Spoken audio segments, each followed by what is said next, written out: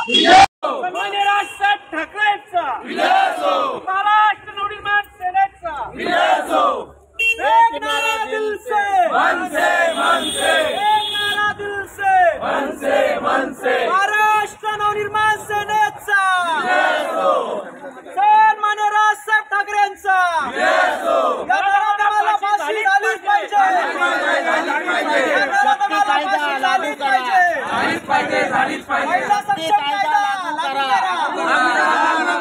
शक्ती कायदा लागू करा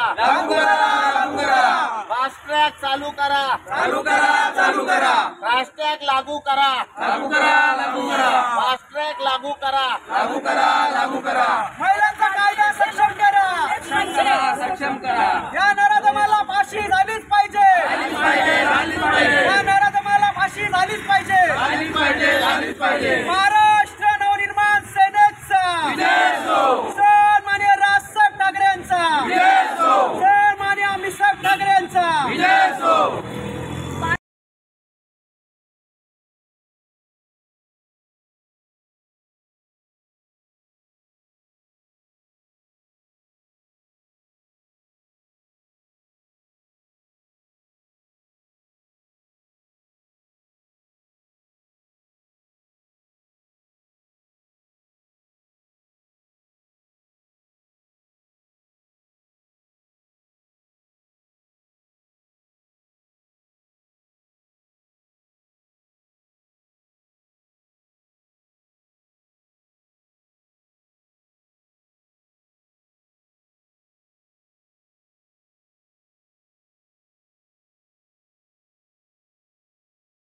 स्त्रीवरनं झालेला आहे।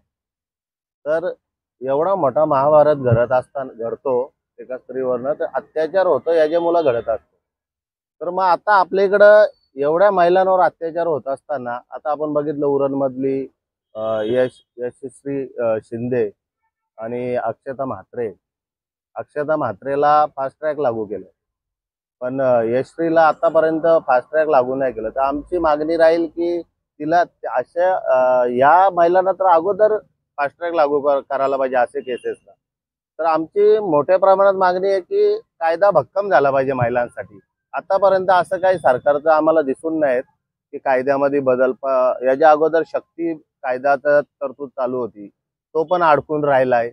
तरी हा कायदा भक्कम झालाच पाहिजे आणि शक्ती कायद्याला मला वाटतं गती दिली पाहिजे। जय महाराष्ट्र। ही जी निर्घृण हत्या महिलांची जी झालेली आहे उरण आणि कोपरखेरणे आणि महाराष्ट्राच्या इतर भागांमध्ये, तर मी फक्त एवढंच सांगू इच्छितो महाराष्ट्र नवनिर्माण सेनेच्या माध्यमातून का सन्माननीय श्री राजसाहेब ठाकरेंनी जसं सांगितलेलं आणि याच्या अगोदर पण सांगितलेलं नाही, वारंवार सांगतायत का महाराष्ट्र पोलिसांना गृह मंत्रालयाने 48 तास फक्त द्यावे, सूट द्यावी।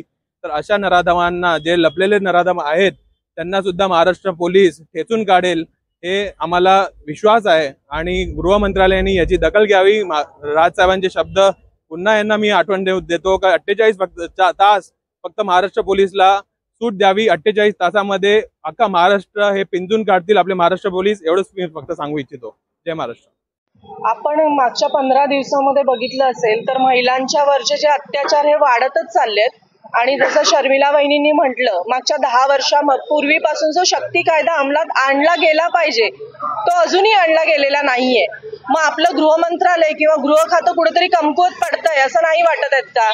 आणि पोलिसांशी जेव्हा बोलण्यात आलं त्यावेळी आम्ही त्यांना विचारलं की महिला ज्यावेळी बेपत्ता होतात किंवा कुठलीही मुलगी बेपत्ता होते तर तुम्हाला एखादी तक्रार करायसाठी 24 तास का लागतात? माझ्या मते निदान महिलांच्या सुरक्षेच्या विचारात लक्षात घेता तरी निदान एखादी मुलगी घराच्या बाहेर गेली तर आपण पकडू ती 3 तास एखादी पिक्चर बघायला गेली असेल तर ती 4थ्या तासाला आईवडिलांच्या भीतीने घरी येते। पोलिसांवरती खूप जबाबदाऱ्या आहेत आपण मान्य करू, तर त्या 4 तासामध्ये 1 तास वाढवून 5 तासानंतर तरी तुम्ही एखाद्या हरवलेल्या व्यक्तीचा शोध घ्यायला सुरुवात केलाच पाहिजे। जोपर्यंत तुम्ही तुमची खाकी वर्दी ह्या लोकांना दाखवत नाही तोपर्यंत ह्या माजलेल्या हरामखोर लोकांना त्यांची लायकी दिसणार नाही। महाराष्ट्रात येऊन हे भडवे आमच्या आया बहिणींना निर्लज्जास्पद नजरेने बघतात आणि त्यांच्यावर अत्याचार करतात आणि आपल्या गावी पळून जातात। तर यांना त्यांच्याच पद्धतीने त्यांचे जे काय आहे त्या गोष्टी ठेचून जर टाकल्या तर हे गोष्टी पुढे येणारच नाही असं आम्हाला सगळ्या महिलांना वाटतं. आणि आम्ही आमच्या आजच्या मोर्चावरनं प्रत्येक व्यक्तीला हे सांगू इच्छितो की कुठलाही अन्याय सहन करू नका. कारण 10 पैकी फक्त 3 ते 4 गोष्टी पोलीस स्टेशनमध्ये नोंदवल्या जातात. बाकीच्या 7 गोष्टी आई वडील त्यांच्या लाजेखातर पोलिसांपर्यंत पोहोचवत नाही. पण आपण असं करून त्याच नराधमांना पाठीशी घालतोय आणि त्यांना असं वाटतं की महाराष्ट्रातला कायदा आमचं काहीच बिघडवू शकत नाही. आज 7, 8, 10, 15 दिवस किंवा महिनाभर त्यांना आपण पोलीस स्टेशनमध्ये किंवा कोर्टात ठेवतो, पोचतो आणि नंतर हेच हरामखोर बाहेर येतात आणि आपल्या पुन्हा ते निष्कृत्यपणे जे करतायत त्याच्यावरती पुन्हा त्याच गोष्टी करायला सुरुवात करतात. तर हे कुठेतरी थांबलं पाहिजे.